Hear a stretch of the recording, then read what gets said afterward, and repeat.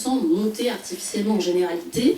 On y découvre une jeunesse bourgeoise, complètement écartelée entre d'une part un modèle traditionnel que leurs parents eux-mêmes ne savent plus vraiment justifier, eux qui ont bénéficié de la croissance économique, qui n'ont de repères religieux que réflexes, et semblent perdus entre deux générations.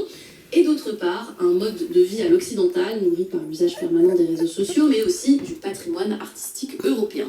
Le protagoniste de notre histoire évoque sans cesse le ciné-club allemand où il a ses habitudes, ou encore la littérature russe, et notamment Tchekhov, à laquelle il essaye de se référer pour rationaliser ou transcender le drame familial qui se noue autour de lui. Un drame qui va assez loin.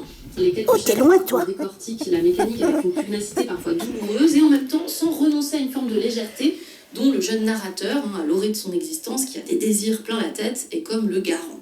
Se loge dans ce paradoxe une comédie amère, dont l'humour est cruel, puisqu'il repose précisément sur cet écart entre le caractère burlesque, un peu potache de cette petite vidéo, et les conséquences tragiques qu'elle engendre vraiment pour les jeunes en question. Le roman d'Aravind Jayan parvient à maintenir tout ça, à figurer en style et en rythme le clivage, en multipliant les tons avec beaucoup de force. Bon, merci beaucoup Lucille Como, il va quand même falloir qu'on s'intéresse à l'œuvre. Je vais me pencher là-dessus parce que je sens que sinon ça va... Ouais. Merci. Un début d'obsession. Voilà. De faire cela est pour le plus vite possible.